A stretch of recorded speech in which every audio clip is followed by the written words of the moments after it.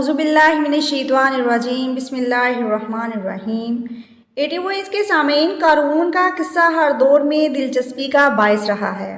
قارون کا قصہ اسرائیلی اور اسلامی دونوں طرح کی روایتوں میں ملتا ہے۔ قارون کون تھا، اسے اتنا خزانہ کیوں عطا ہوا، یہ سب اس ویڈیو میں جانیں گے۔ قارون بنی اسرائیل کا امیر ترین شخص تھا جس کے خزانے کی کنجیاں 300 اونٹوں پر لادی جاتی تھی۔ قارون کے خزانے کے متعلق بہت سے قصے اور محاورے مشہور ہیں۔ یہ وہی شخص ہے جس کا ذکر اللہ تعالیٰ نے قرآن مجید میں نشان عبرت کے طور پر کیا ہے۔ تاریخ انسانی میں قارون سے زیادہ دولت اور ثروت کسی اور کے پاس نہ تھی۔ قارون حضرت موسیٰ علیہ السلام کے چچا پسرو کا بیٹا تھا۔ قارون کا شمار اپنے قبیلے کے نہایت باادب با اخلاق انسانوں میں ہوتا تھا۔ ایٹی وائس کے سامعین، قارون کوئی جاہل انسان نہیں تھا بلکہ توریت کا بہت بڑا عالم بھی تھا، کیونکہ قارون کی پرورش حضرت موسیٰ علیہ السلام کی شفقت کی زیر نگرانی ہوئی، اس لیے اسے کتابی علم بھی تھا۔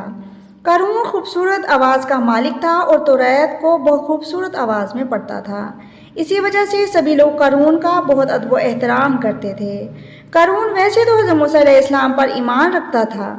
بنی اسرائیل نے جب مصر کو چھوڑ کر موعد کی طرف ہجرت کی تو وہاں اس کے حالات ایک دم بدل گئے۔ اس کے ہاتھ میں بے شمار دولت آئی اور اپنی قوم کا امیر ترین شخص بن گیا۔ اس کا ذکر قرآن مجید میں اللہ تعالیٰ نے کچھ یوں کیا ہے: بے شک قارون موسیٰ کی قوم سے تھا، پھر اس نے قوم پر زیادتی کی اور پھر ہم نے اس کو اتنے خزانے دیے جس کی کنجیاں اٹھانا طاقتور جماعت پر باری تھی۔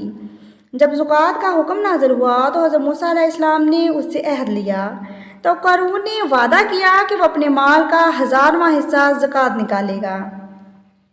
جب اپنے مال کا حساب لگانے کے بعد اسے اندازہ ہوا یہ تو بہت بڑی رقم ہوگی جو وہ زکوٰۃ ادا کرے گا، تو اس کے دل میں حرص اور لالچ پیدا ہو گیا اور وہ زکوٰۃ کا انکاری ہو گیا۔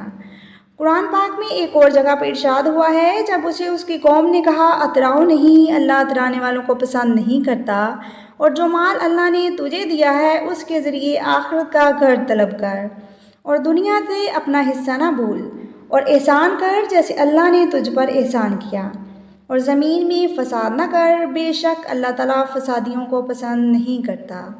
ایٹی وائس کے سامعین، آج کے دور میں بھی جب کوئی مکار انسان اپنے فرض سے منہ موڑنا چاہتا ہے تو وہ کسی نہ کسی چال کا سہارا لیتا ہے۔ بس اللہ کے عذاب سے بچنے کی ہر وقت دعا کرنی چاہیے۔ اس نے ایک گندی چال چلی۔ اس نے بنی اسرائیل سے اس گروہ کو بلایا جو خاص کر اس کا پیرو تھا اور کہا: اے بنی اسرائیل، موسیٰ نے تم کو بہت سے امور کا حکم دیا جس کی تم نے پیروی کی، اب وہ تم سے تمہارا مال بھی چھیننا چاہتا ہے۔ ایک چال چل کر ہم موسیٰ کو پھنسا سکتے ہیں۔ قارون نے بنی اسرائیل کو اکٹھا کیا اور موسیٰ علیہ السلام سے سوال کیا کہ ایک زانی کی کیا سزا ہے؟ تو آپ نے فرمایا کہ زانی کی سزا سنگسار ہے، چاہے اس کی بیوی ہی کیوں نہ ہو۔ قارون نے کہا کہ عمل تم سے اگر ہوا ہو۔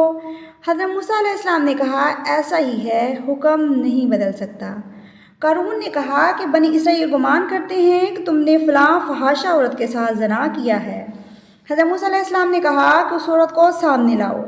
جب وہ عورت آئی تو حضرت موسیٰ علیہ السلام نے کہا: اے عورت، سچ بتا، تجھے اللہ کی قسم جس نے دریا کو پھاڑ کر بنی اسرائیل کو فرعون کے ظلم و ستم سے نجات دی، سچ کہہ دے کہ واقعہ کیا ہے۔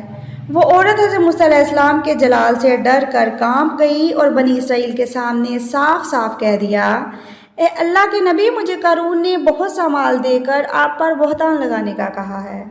اس وقت حضرت موسیٰ علیہ السلام سجدہ شکر میں گر گئے اور اللہ تعالیٰ سے دعا مانگی کہ قارون پر اپنا قہر نازل فرما۔